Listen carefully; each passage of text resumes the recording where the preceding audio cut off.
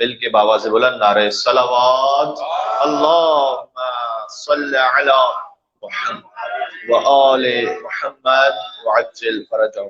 بسم اللہ الرحمن الرحیم۔ 15 رجب المرجب ہے۔ اللہ تعالیٰ کا شکر ہے کہ اس نے اعمال ام داؤد کے لیے ہمیں یہاں جمع ہونے کی اور اعمال کرنے کی توفیق عنایت فرمائی ہے۔ اس توفیق کے شکرانے کے لیے امام زمانہ علیہ السلام کو ہدیہ کرتے ہوئے ایک اور بابا سے بلند نعرہ صلوات، اللہم صلی علی محمد وآل محمد وعجل فرجہم۔ جزاک اللہ۔ مختصر سی اس اعمال کی تھوڑی سی ہسٹری۔ عمل ام داؤد کے نام سے یہ معروف ہے، آپ جانتے ہیں، اور ام داؤد ایک خاتون ہے کہ جن کا نام یا فاطمہ ہے تاریخ میں یا حبیبہ ہے، اور ان کی جو بہت خاص بات ہے، غور فرمائیے گا، اس خاتون جو ہے معظمہ، ان کی خاص بات یہ کہ یہ رضاعی ماں ہے امام جعفر صادق علیہ السلام، یعنی انہوں نے دودھ پلایا امام جعفر صادق علیہ السلام کو، تو کوئی معمولی ہستی نہیں ہے۔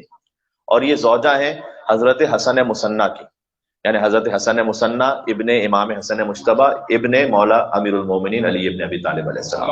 اللہم صلی علی محمد وآل محمد۔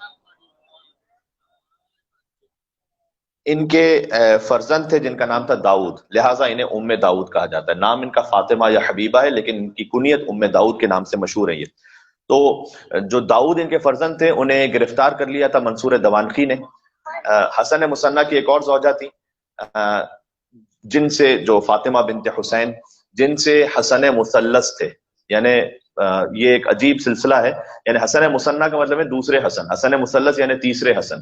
تو حسن مجتبی کے جو بیٹے تھے انہیں حسن مثنی کہتے تھے، حسن مثنی کے جو بیٹے انہیں حسن مثلث کہتے تھے، دوسرے حسن پھر تیسرے حسن۔ تو یہ سمجھ میں آتا ہے کہ ناموں کا بھی کیا سلسلہ رکھا ہے اہل بیت نے، کہ ان کے خاندانوں میں نام آپ کو زیادہ تر علی ملیں گے، حسن ملیں گے، حسین ملیں گے، فاطمہ، زینب، کلثوم سلام اللہ علیہم۔ مل کے صلوات کیجیے گا محمد اور آل محمد پر، اللہم صلی علی محمد و آل محمد۔ تو ان کے جو فرزند تھے داؤد، اچھا، جنہیں گرفتار کیا گیا تھا، یہ بھی ایک خاص بات ہے کہ داؤد داماد ہے امام زین العابدین کے، امام زین العابدین کی بیٹی ہیں کلثوم، ان کے شوہر ہیں یہ۔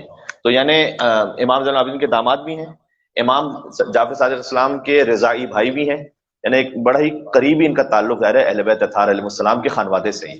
انہیں منصور دوانقی نے گرفتار کیا تھا ان کے اسٹیپ بردر حسن مثلث کے ساتھ۔ حسن مثلث کو تو قتل کر دیا گیا تھا۔ ان کی والدہ بہت پریشان تھی، امام جعفر صادق علیہ السلام ایک دن مریض تھے، وہ یہ ام داؤد عیادت کے لیے گئے امام جعفر صادق علیہ السلام کے پاس۔ امام صادق علیہ السلام نے پوچھا کہ میں کیا بات ہے کہ آپ کے فرزند داؤد کو میں نہیں دیکھ رہا یہاں پر۔ امام تو جانتے تھے علم امامت سے، تو انہوں نے جواب دیا کہ میرے فرزند کو گرفتار کر لیا منصور دوانقی نے، اور امام مدینہ میں اور وہ بغداد میں، جہاں پہ گرفتار کر کے لے جایا گیا تھا۔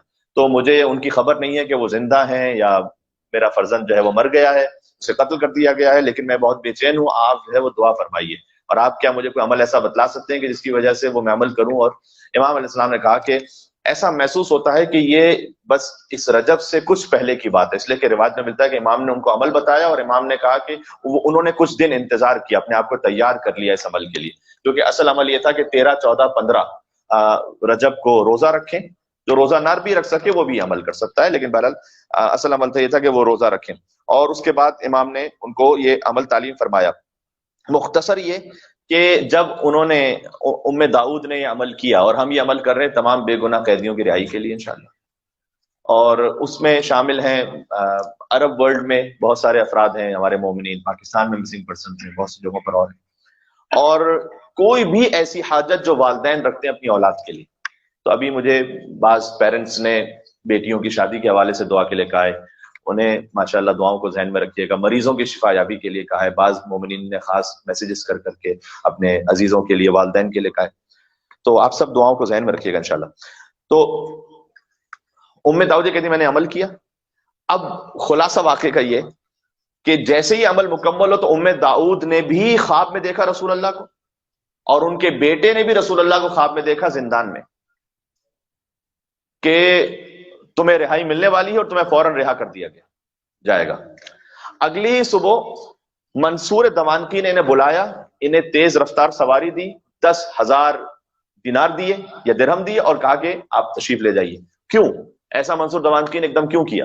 اس لیے کہ منصور دوانقی نے مولا علی کو خواب میں دیکھا تھا جلال کے عالم میں، اور مولا علی علیہ السلام نے کہا تھا کہ سامنے آگ ہے، تم میرے بچے کو رہا کر دو ورنہ میں تمہیں اس آگ میں ڈالوں گا۔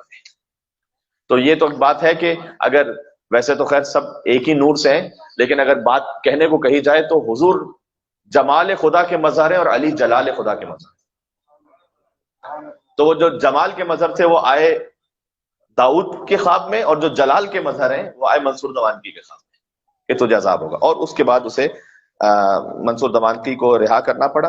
تو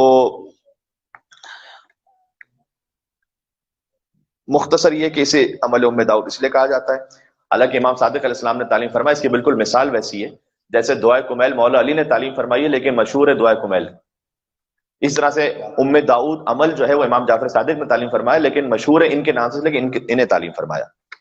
اور جو عمل ہے وہ اس طرح سے ہے کہ خضوع و خشوع کے ساتھ ظہر اثر کی نماز پڑھیں، اور ایک ایسی جگہ بیٹھ جائے جہاں سے توجہ نہ ہٹ سکے، یعنی کوئی دنیاوی طور پر کوئی توجہ ادھر ادھر نہ جائے، اور نماز کے بعد قبلہ رخ ہو کر ان صورتوں کو پڑھیں۔ 100 مرتبہ سورہ الحمد پڑھیں، 100 مرتبہ سورہ اخلاص پڑھیں، 10 مرتبہ آیت الکرسی پڑھیں، پھر سورہ انعام پڑھیں، سورہ بنی اسرائیل، سورہ کہف، سورہ لقمان، سورہ یاسین، سورہ صافات، سورہ سجدہ، سورہ شورى، سورہ دخان، سورہ فتح، سورہ واقعہ، سورہ ملک، سورہ قلم، سورہ انشقاق، اور سورہ انشقاق کے بعد آخر تک قرآن کی ساری صورتیں ایک کے بعد ایک پڑھیں، اور آخر میں دعائے استفتاح پڑھیں جسے دعائے ام داؤد بھی کہا جاتا ہے۔ روایت میں خدا آسمان کے دروازے اس شخص کے لیے کھول دیتا ہے، فرشتے اس کی حاجت کی قبولی کے لیے بشارت دیتے ہیں، اور اس دعا کا ثواب بہشت سے کم نہیں ہے، یعنی کم سے کم جنت ہے۔ اس دعا کا جو ثواب ہے وہ کم سے کم جنت ہے، ٹھیک ہے، زیادہ سے زیادہ کیا ہے اللہ جانتا ہے۔ شیخ توسی، سید ابن طاؤس، علامہ مجلسی جیسے مشہور علماء نے لکھا ہے کہ دعائے ام داؤد مشکلات کی برطرفی کے لیے، فقط اس لیے نہیں کہ بچوں کی کوئی حاجت ہو، مشکلات کی برطرفی، حاجت روائی اور ظلم و ستم کے خاتمے کے لیے انتہائی مؤثر ہے۔ آپ سے گزارش ہے کہ مل کے صلوات دیجیے گا اس دعا کی عظمت پر۔ اللہم صلی علی محمد و آل محمد۔ اچھا، یہ تو وہ صحیح تفصیلی اور اصل طریقہ ہے جو انشاءاللہ ہم یہاں انجام دیں گے، لیکن میں معلومات کے لیے آپ کے بتا دوں کہ امام علیہ السلام نے یہ بھی کہا کہ اگر تم ان سوروں کو صحیح طرح سے نہ پڑھ سکو، یا اتنی گنجائش نہ ہو کہ اتنے سارے سورے ظاہر پڑھنا نہ پڑھ سکو، تو ایک اور عمل امام نے بتایا کہ جو اور روایات میں آیا ہے کہ مثلاً 100 مرتبہ سورہ الحمد، 100 مرتبہ سورہ اخلاص، 10 مرتبہ آیت الکرسی کے بعد 1000 مرتبہ قل هو اللہ احد پڑھ لو، ان سوروں کے بجائے 1000 مرتبہ قل هو اللہ احد پڑھ لو۔ پھر ایک شیخ مفید نے لکھا کہ اگر 1000 مرتبہ بھی نہ ہو سکے تو 100 مرتبہ دوبارہ سے قل هو اللہ احد کو پڑھ لیں۔ تو یہ کچھ اور طریقے بھی بیان کیے گئے ہیں روایت میں، لیکن انشاءاللہ ہم یہاں پر ظاہر ہے کہ جو ایک پورا پراپر طریقہ ہے اس کے مطابق اس کو انجام دیں گے آپ سب کی مدد سے انشاءاللہ۔ مل کے صلوات دیجیے گا محمد اور آل محمد پر۔ اللہم صلی علی محمد و آل محمد۔